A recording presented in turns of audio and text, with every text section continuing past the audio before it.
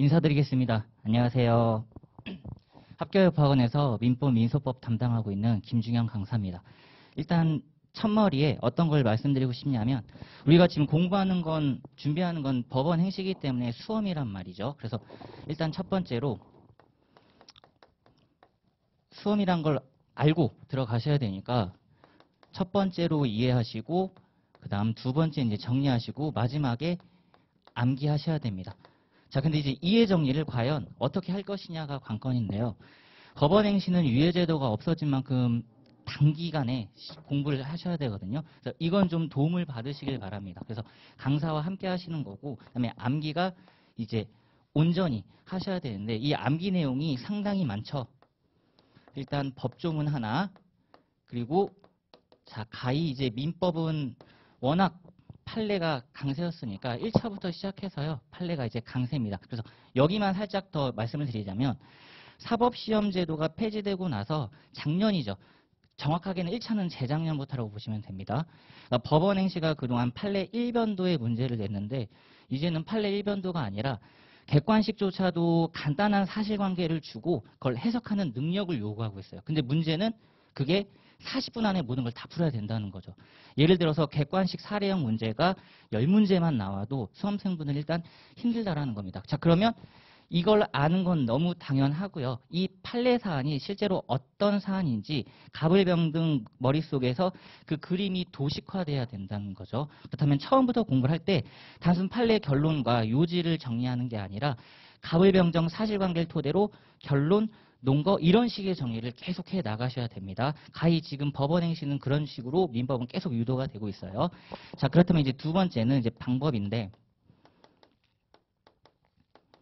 자, 빠르게 준비하실 것. 첫 번째, 고민하지 마시고. 그러니까 고민을 다 하고 항상 실천하시는 분들이 있는데 저는 그 반대입니다. 실천을 하면서 고민은 계속 하는 거죠. 자, 그리고 확실하게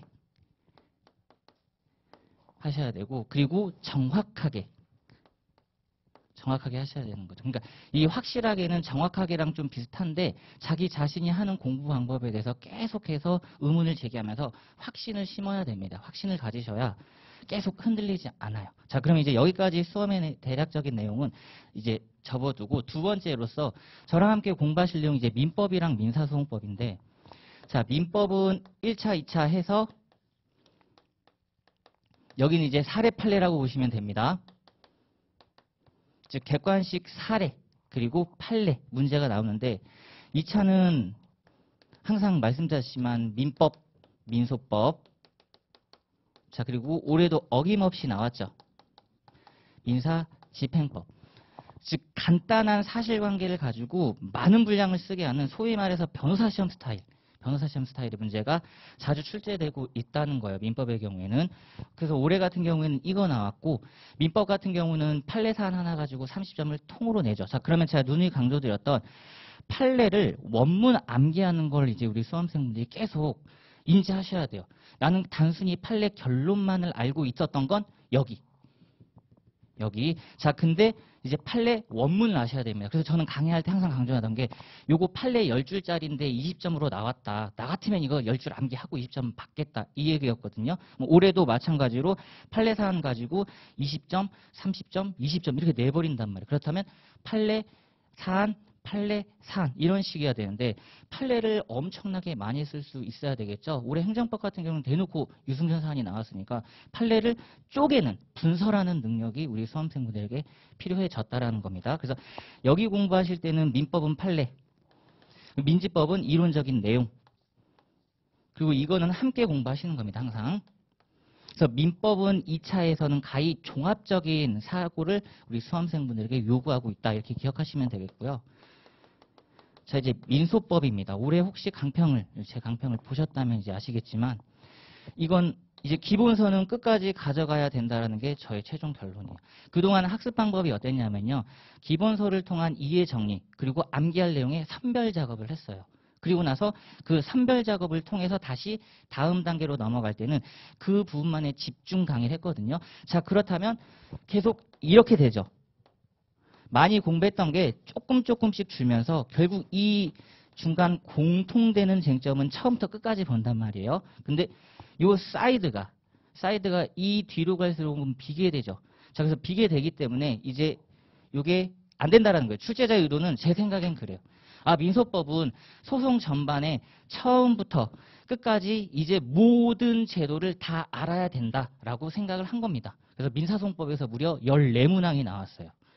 지금 오늘 오전에도 와가지고 수험생분들이 이메일 보낸 걸 계속 답변 주고 있거든요. 그래서 다들 멘붕이 왔기 때문에요. 민소법의 경우에는 이제 저는 이제 주요 쟁점 정리가 아닌, 저도 올해 강의 스타일이 이제 바뀝니다. 내년에는 기본서를 끝까지 가져갈 수밖에 없어요. 이건 출제자가 강제를 해버렸기 때문에요.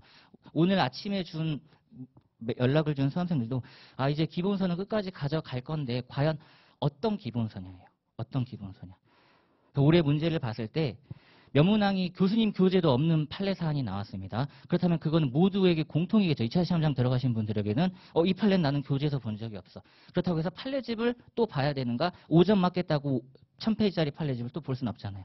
판례집을 다 뒤져서야 나오는 것들이니까. 그렇다면 민사소송법은 원래 하던 대로요. 원래 하던 대로 처음부터 천천히 이해 정리를 해놓고 주요 쟁점들 선별 작업을 해서 끝까지 가져갈 건데 그걸 기본서로 가져가는 연습을 하셔야 된다는 거죠. 지금까지는 단문집을 준비했다. 그리고 요약집을 봤다라고 한다 그러면 이제는 그러지 마시고요. 기본서는 처음부터 끝까지 가져가야 될 거라고 생각이 듭니다. 그래서 지금 내년에 이제 강의를 한다고 할 때요. 이거는 기존의 출제 방식을 그대로 유지를 했었어요. 그러니까 큰 문제는 안 되고 판례만 열심히 주요 판례들만 열심히 정리해드리면 되겠다. 다만 이제 조금 더 쪼개는 연습을 많이 해드려야 되겠다. 쪼개는 연습을. 그래서 제 판례집은 거의 원문식 판례집이 상당수 많고요. 단락마다 거의 제목을 같이 짓죠. 제목을. 목차 제목을. 그리고 이 부분은 이제 조금 바뀌었다라는 겁니다. 처음부터 끝까지 다 공부하실 거예요. 다 공부하게 될 거고요.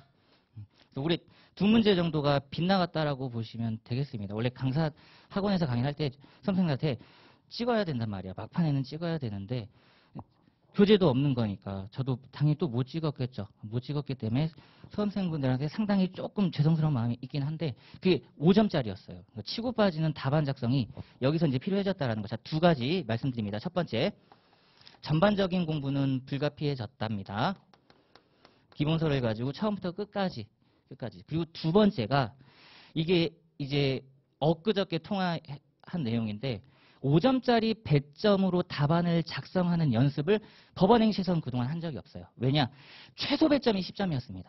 최소 배점이 10점이고 15점, 20점, 25점, 30점 배점이었으니까 저는 10점 배점이라고 치면 15줄 정도를 알려드리거든요. 그리고 변호사 시험 문제를 알려드리면서 제 사례연습 민사법에서 자, 5점짜리는 판례, 산 이렇게 쓰고 치고 빠져야 되는데 그런 답안 작성 연습을 평소 해보지 못했다는 거예요. 5점짜리여도 쟁점의 정리를 들어간다라는 거죠.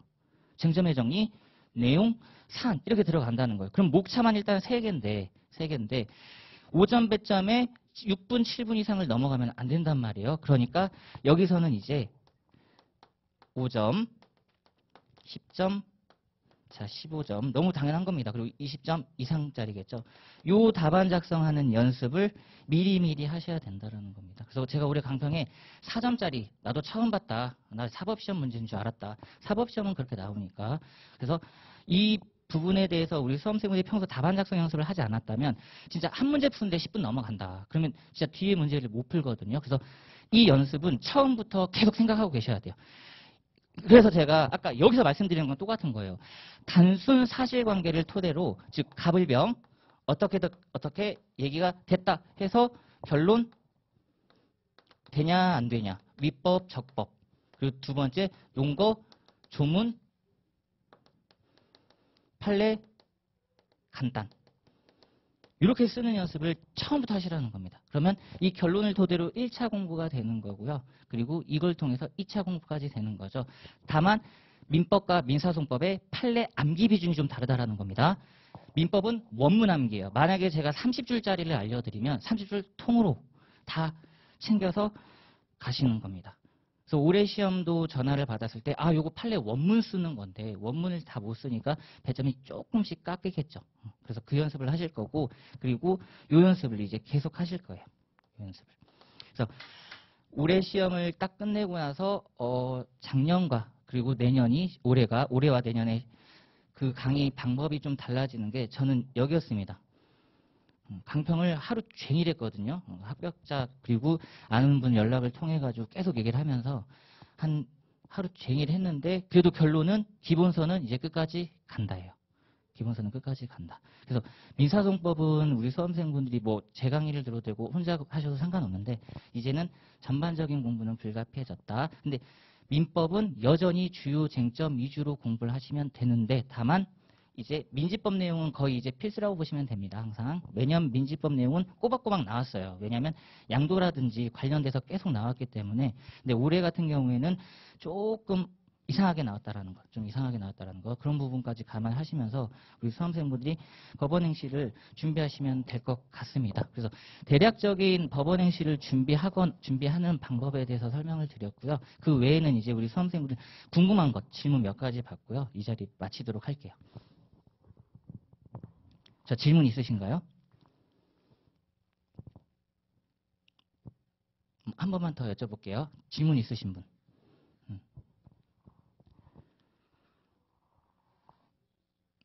아, 제가 얘기 더 할까요? 그래요? 왜냐하면 작년 같은 경우에 말이 되게 많았는데요. 올해는 강평을 끝내고 나서 할 말이 사실 그렇게 그닥 있지 않았습니다. 왜냐하면 우리는 알고 있잖아요.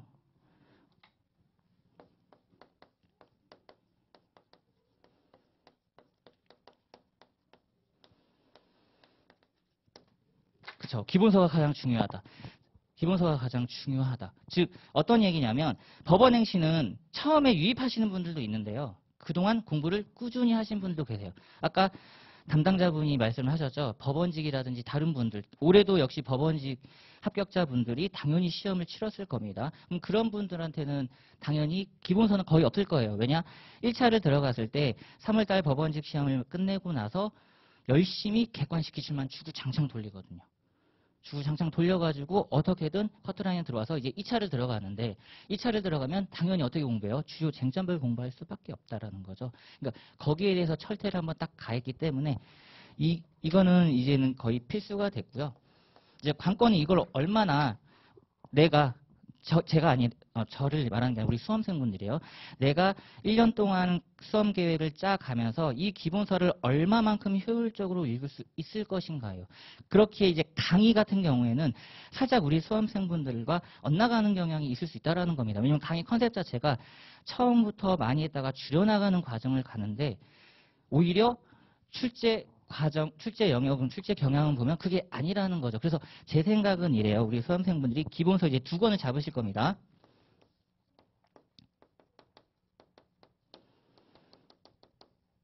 두 권을 잡으실 거고요.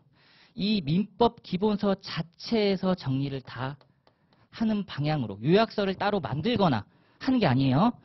만약에 김준호저를 보신다 아니면 박 변호사님 교재를 보신다 그러면 그 교재로 중요한 쟁점들을 계속 선별하셔서 줄여나간 연습을 하세요. 그래서 이 기본서 회독수를 높이는 겁니다. 제가 사시시절도 합격은 못했기 때문에 굳이 자랑할 필요는 없는데 사시절 때도 김영배 교수님 교재로 계속 정리를 하면서 최고 득점을 받았거든요. 한 20회독을 했단 말이에요. 내용을 계속 줄여나가는 거예요. 그럼 민소법도 마찬가지입니다. 교재 하나 잡으시면 이걸 계속 정리해서 줄여나가는 연습과 줄이는 연습, 줄이는 과정. 그리고 이제 요게 필요해졌죠.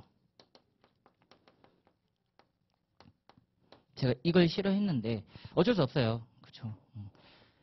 거북이 소뚜껑 다 보고 놀란다고 하잖아요. 올해 출제 경향을 보고 깜짝 놀랄 수밖에 없지. 그럼 올해 경향에 맞추는 준비를 하는 게 항상 맞습니다. 최신 트렌드에 맞는 공부를 해야 되기 때문에요.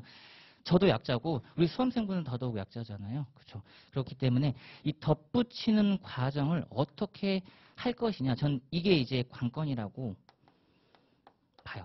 오늘 이제 메일을 주셨던 분이 판례집을 하나 봐야 되는가. 왜냐면 올해 출제 경향이 교수님 교재에 없었으니까 판례집을 새로 봐야 되는가 하는 당연한 문제 제기를 합니다.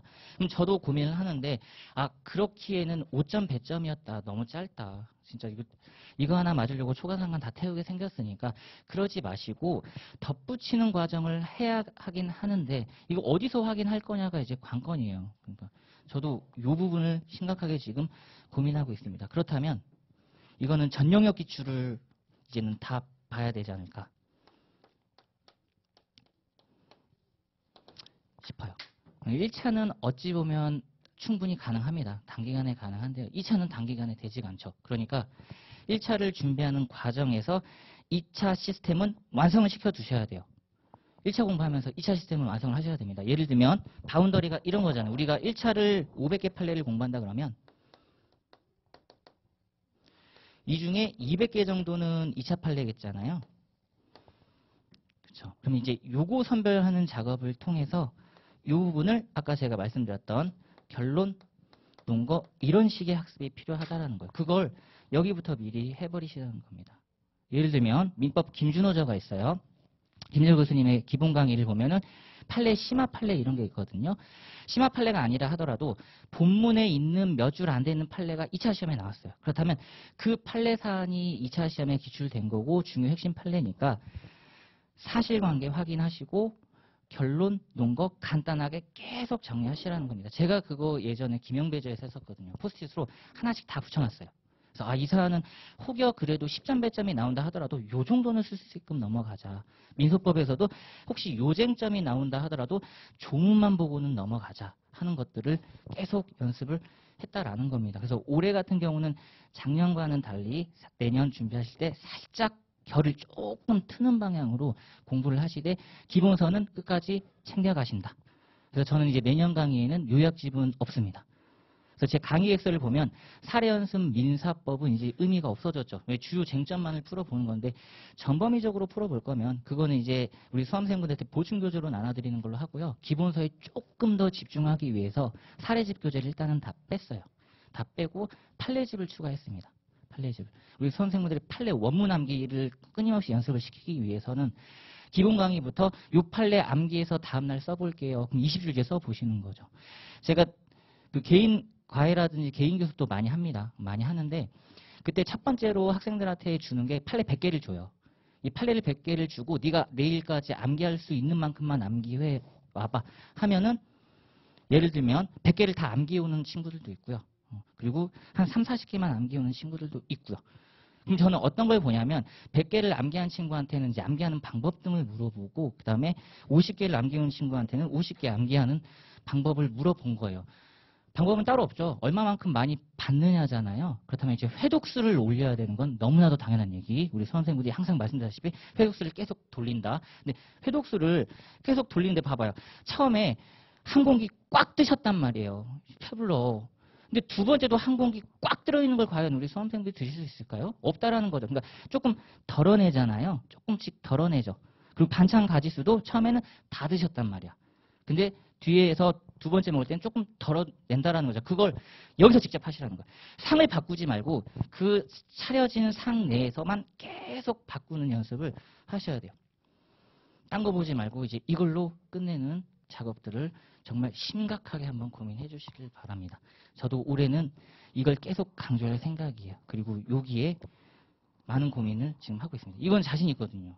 저는 줄이는 과정은 상당히 자신 있는데 이제 관건은 여기이기 때문에요. 올해 계속 강의 시작 전까지는 요거 고민해보면서 과연 어디까지 우리 수험생들에게 추가를 시켜드려야 될까 여기에 대해서 고민하면서 우리 수험생들 강의를 준비하도록 하겠습니다. 자, 그러면 한 번만 더 여쭤볼까요? 혹시 질문 있으신가요? 네.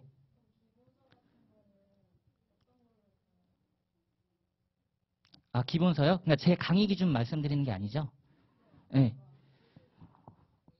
저는 민법은, 그러니까 제 생각은 강의를 하기 때문에 김준호저인데요.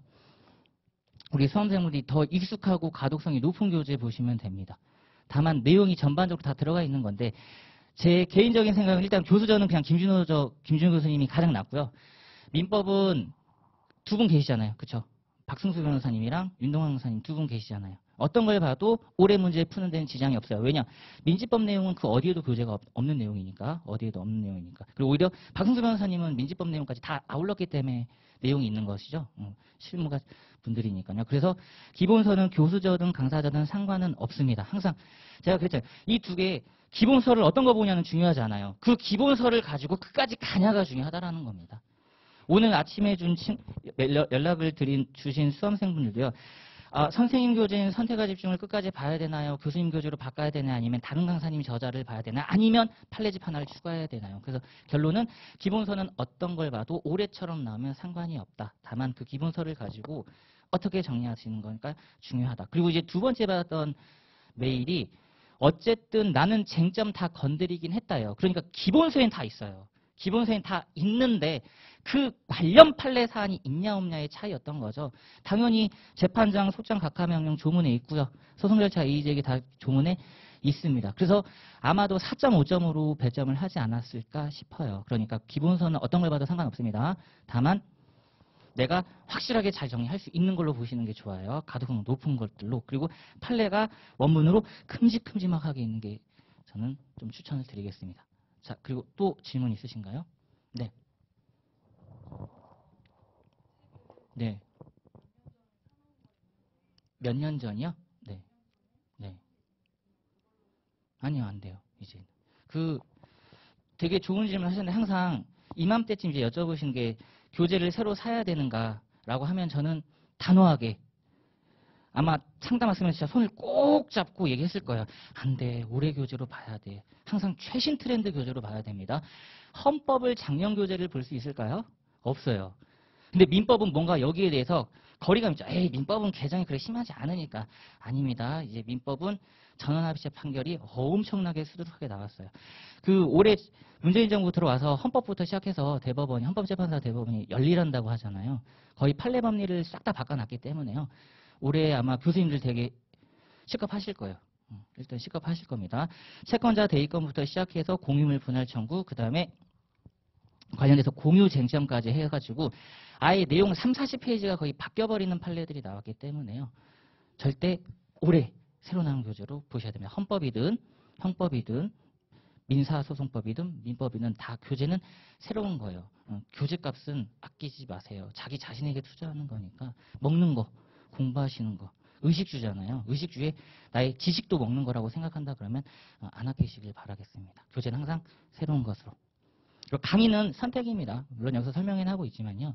내 강의를 들으면 합격한다 그렇게 말하는 강사님들은 없죠. 다 사기꾼이라고 생각하시면 되고 다만 도움은 드릴 수 있다. 도움은 드릴 수 있다. 근데 그게 이제 최단 기간으로 가느냐 좀 느긋하게 가느냐의 차이인데 어쨌든 항상 강사 저뿐만 아니라 다른 강사님도 그렇지만 선생님들의 합격을 간절히 바라고 있습니다. 그래서 어떻게든 최대한 합격할 수 있도록 도움을 드리기 위해서 고민 같은 걸 상당히 많이 하긴 해요. 많이 하긴 하니까 그런 고민만큼 직접 당사자잖아요. 우리 선생님은 직접 시험을 보시는 직접 자기 관련성이 가장 강하신 분들인데 그렇죠. 그러니까 더 많은 고민을 해야 되겠죠. 어떻게 하면 내가 조금 더 공부를 효율적으로 해서 출제 경향에 맞는 접근 방법을 할 것이냐. 남녀 사이에 접근하는 방법도 그렇잖아요.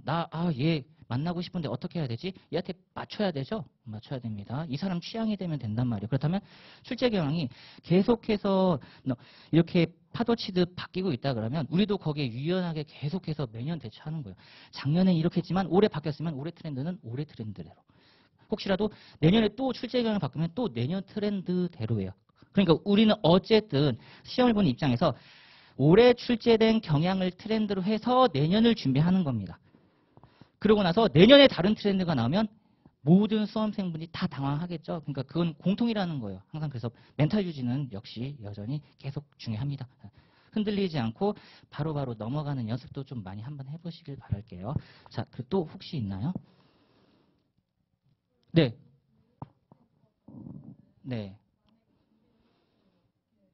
저는 강의 때 해요. 저는 강의 때 민사집행법 내용을 당연히 다 아우릅니다. 왜냐하면 지금까지 출제 경향이 민법, 민소법 다 종합 문제라고 보시면 돼요. 법원행시는 민법, 민사소송법, 민사집행법 종합 문제라고 보시면 되겠습니다.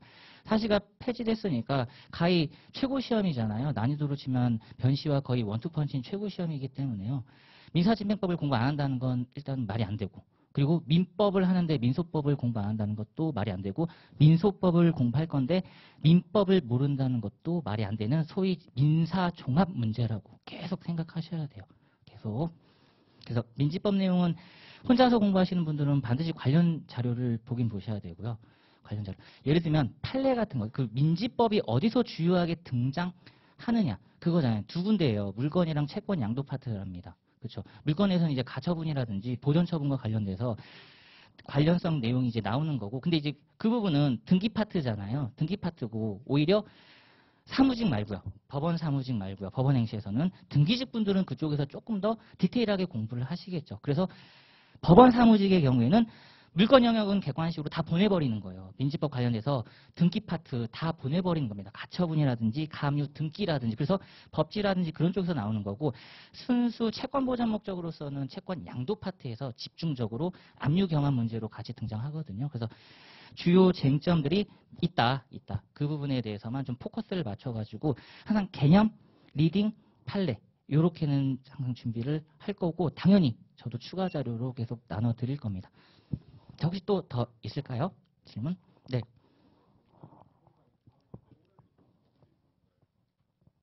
아, 그러니까 올해 들으셨는데 내년이요? 내년 제가 이런 질문들 많이 봤는데 그렇다면 저는 일단 그분의 기본서를 봅니다. 혹시 제 강의 들으셨나요? 강의 듣긴 들으셨다는 거죠. 그러면 저는 올해 강의는 그래, 안 들어도 됩니다.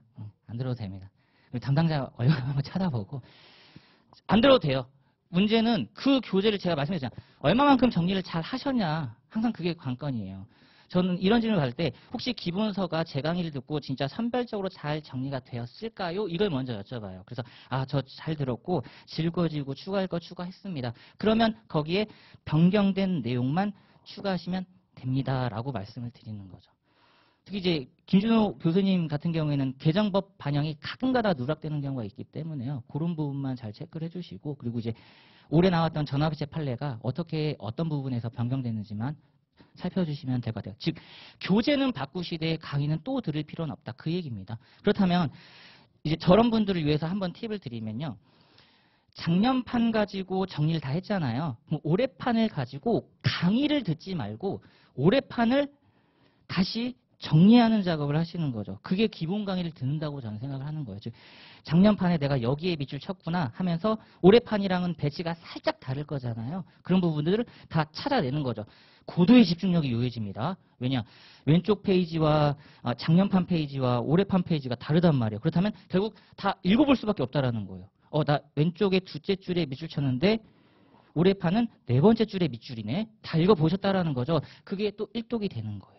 그리고 나서 정리가 다 됐겠죠. 밑줄을 쳤던가 형광펜을 했던가 아니면 별표 체크가 되어 있던가 그런 부분을 다시 한번 또 일독하는 겁니다. 즉 옮기는 작업 일독, 옮기고 난 후에 일독 이걸 기본 강의 시스템에 맞춰가지고 한 달 반 만에 끝내시면 돼요. 거기에 객관식 기출을 한 번 더 돌려주시면 조금 더 효율적인 학습이 될 것 같습니다. 됐나요? 자, 그러면 저는 여기까지 얘기를 마치도록 하겠습니다. 고생 많으셨습니다.